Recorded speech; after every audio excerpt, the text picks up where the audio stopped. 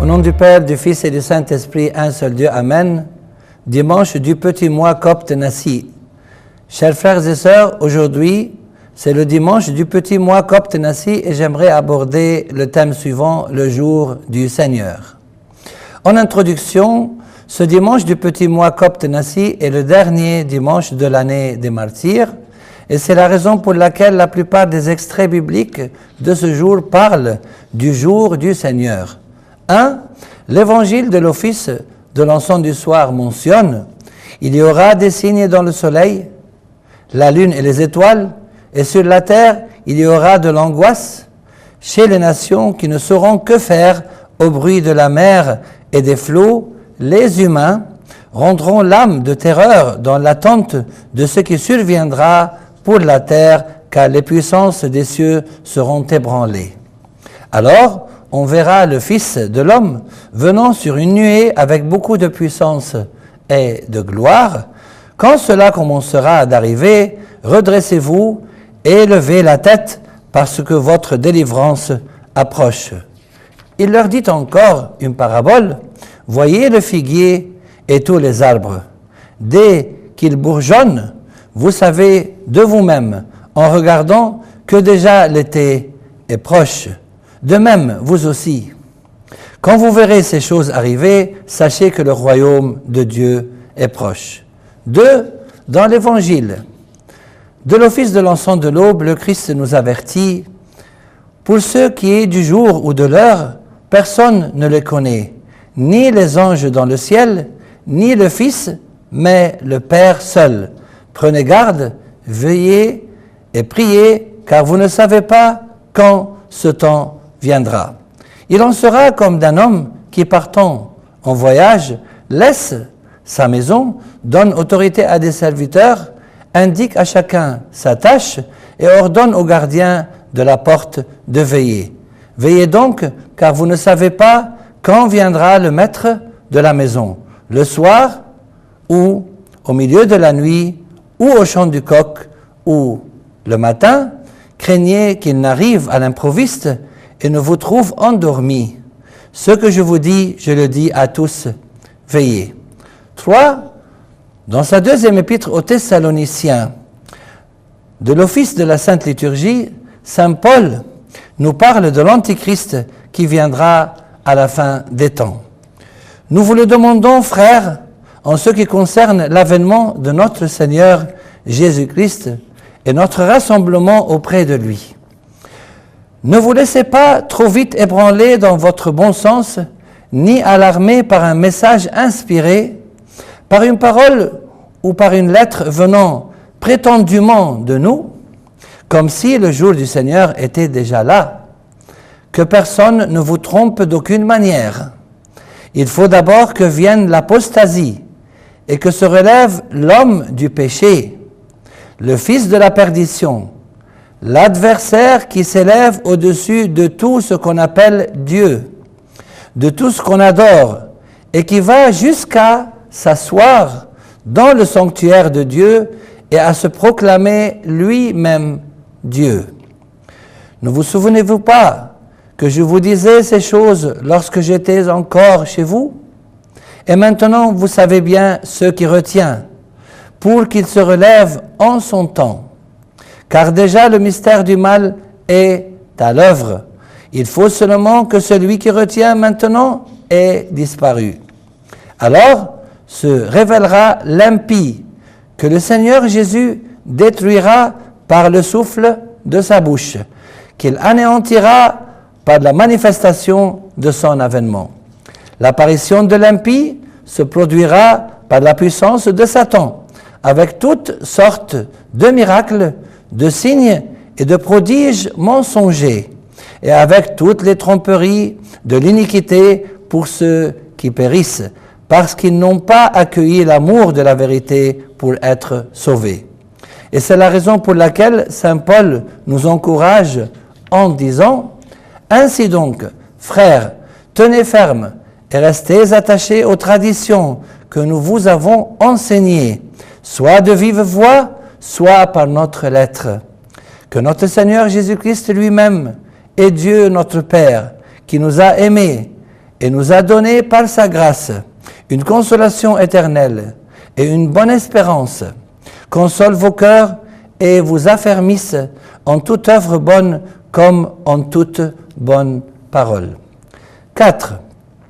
Dans sa deuxième épître universelle de l'office de la Sainte Liturgie, Saint Pierre nous avertit. Vous savez avant tout que dans les derniers jours, il viendra des moqueurs, pleins de moqueries, qui iront au gré de leurs propres désirs et diront « Où est la promesse de son avènement ?» Car depuis que les pères sont morts, tout demeure comme depuis le commencement de la création. Le Seigneur ne retarde pas l'accomplissement de la promesse. Comme quelques-uns le pensent, il est patient envers vous. Il ne souhaite pas que quelqu'un périsse, mais que tous accèdent à la repentance. Cependant, le jour du Seigneur viendra comme un voleur. En ce jour-là, les cieux passeront avec fracas. Les éléments embrasés se dissoudront et la terre, avec ses œuvres qu'elle renferme, sera consumée. C'est avec une conduite sainte et avec piété qu'il vous faut attendre et hâter l'avènement du jour de Dieu. Or, nous attendons, selon sa promesse, dans des cieux nouveaux et une terre nouvelle où la justice habite. 5. Le livre des Actes et des Apôtres de l'Office de la Sainte Liturgie mentionne le jour du Seigneur. Dans les derniers jours, dit Dieu, je donnerai des prodiges en haut dans le ciel et des signes en bas sur la terre, du sang, du feu et une vapeur de fumée. Le soleil se changera en ténèbres et la lune en sang avant que vienne le jour du Seigneur, ce jour grand et glorieux. Alors quiconque invoquera le nom du Seigneur sera sauvé. 6. Dans l'évangile de l'office de la Sainte Liturgie, Saint Matthieu indique ce qui suit à propos du jour du Seigneur. Aussitôt, après ces jours de détresse, le soleil s'obscurcira, la lune ne donnera plus sa clarté, les étoiles tomberont du ciel et les puissances des cieux seront ébranlées. Alors le signe du Fils de l'homme paraîtra dans le ciel, toutes les tribus de la terre se lamenteront et elles verront le Fils de l'homme venant sur les nuées du ciel avec beaucoup de puissance et de gloire. Il enverra ses anges avec une trompette retentissante et ils rassembleront ses élus des 4 vents depuis une extrémité des cieux jusqu'à l'autre. Laissez-vous instruire par la parabole tirée du figuier. Dès que ses branches deviennent tendres et que les feuilles poussent, vous savez que l'été est proche. De même, vous aussi, quand vous verrez tout cela, sachez qu'il est proche à la porte. Voici certains événements dans l'ordre chronologique concernant le jour du Seigneur et la fin du monde qui sont tirés des textes bibliques ainsi que des extraits bibliques d'aujourd'hui. 1. La prédication de l'Évangile dans le monde entier. Cette bonne nouvelle du royaume sera proclamée dans le monde entier. Ce sera un témoignage pour toutes les nations. Alors viendra la fin. 2. Les guerres qui ne sont que le commencement des douleurs. Vous allez entendre parler de guerre et de rumeurs de guerre. Gardez-vous de vous alarmer, car cela doit arriver, mais ce n'est pas encore la fin. Car nation se dressera contre nation, et royaume contre royaume. Dans divers lieux, il y aura des famines et des tremblements de terre, mais tout cela ne sera que le commencement des douleurs. 3. L'avènement de l'Antichrist, également appelé l'impie ou l'adversaire, se produira par le pouvoir de Satan avec toutes sortes de miracles, de signes et de prodiges mensongers. 4. L'avènement d'Élie et d'Enoch à l'époque de l'Antichrist. Voir le livre de l'Apocalypse, chapitre 11. Le Seigneur Jésus détruira l'Antichrist par le souffle de sa bouche, qu'il réduira à rien par la manifestation de son avènement. 5. L'apostasie générale. Il faut d'abord que vienne l'apostasie et que se révèle l'adversaire qui s'élève au-dessus de tout ce qu'on appelle Dieu. Si ces jours-là n'étaient abrégés, personne ne serait sauvé. Mais à cause des élus, ces jours-là seront abrégés. Car il s'élèvera de faux Christ et de faux prophètes. Ils donneront de grands signes et des prodiges au point d'égarer, si possible, même les élus. Pourtant, l'Esprit dit expressément que dans les derniers temps, quelques-uns abandonneront la foi pour s'attacher à des esprits séducteurs et à des doctrines de démons. Dans les derniers jours, il viendra des moqueurs, pleins de moqueries, qui iront au gré de leurs propres désirs et diront « Où est la promesse de son avènement ?» 6. Les 7 fléaux de l'Apocalypse, dans le chapitre 16 du livre de l'Apocalypse. 7. Satan, relâché de sa prison, partira égarer les nations.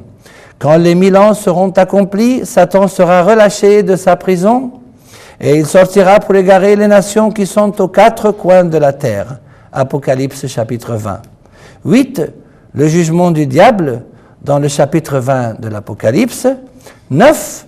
La dissolution des éléments de la nature. Il y aura des signes et des prodiges en haut dans le ciel. Le soleil s'obscurcira, la lune ne donnera plus sa clarté, et les étoiles tomberont du ciel, les puissances des cieux seront ébranlées, et les cieux passeront avec fracas. Et des signes en bas sur la terre, du sang, du feu, et une vapeur de fumée, les éléments embrasés se dissoudront, et la terre, avec ses œuvres, sera mise à découvert. 10. Le signe du Fils de l'homme, la croix, paraîtra dans le ciel. 11. Toutes les tribus de la terre se lamenteront. 12. Le Fils de l'homme viendra sur les nuées du ciel avec beaucoup de puissance et de gloire. Le jour du Seigneur viendra à l'improviste comme un voleur dans la nuit. 13. Le jugement des morts, dans le livre de l'Apocalypse, chapitre 20. 14. Les vivants seront enlevés dans les nuées à la rencontre du Seigneur. Nous, les vivants, qui restons jusqu'à l'avènement du Seigneur, nous ne devancerons en aucun cas ceux qui se sont endormis. Car le Seigneur lui-même a un signal donné à la voix d'un archange, et au son de la trompette de Dieu descendra du ciel, et les morts en Christ ressusciteront premièrement. Ensuite, nous, les vivants, qui restons, nous serons enlevés ensemble avec eux dans les nuées à la rencontre du Seigneur dans les airs, et ainsi nous serons toujours avec le Seigneur. 15. Le Christ enverra ses anges avec une grande trompette, et ils rassembleront des 4 vents, depuis une extrémité des cieux jusqu'à l'autre, ceux qu'il a choisis. 16. Les justes iront au royaume des cieux, et les injustes au châtiment éternel. En conclusion, chers frères et sœurs, souvenons-nous de veiller jusqu'au second avènement de notre Seigneur Jésus, à qui la gloire est due maintenant et pour les siècles des siècles. Amen.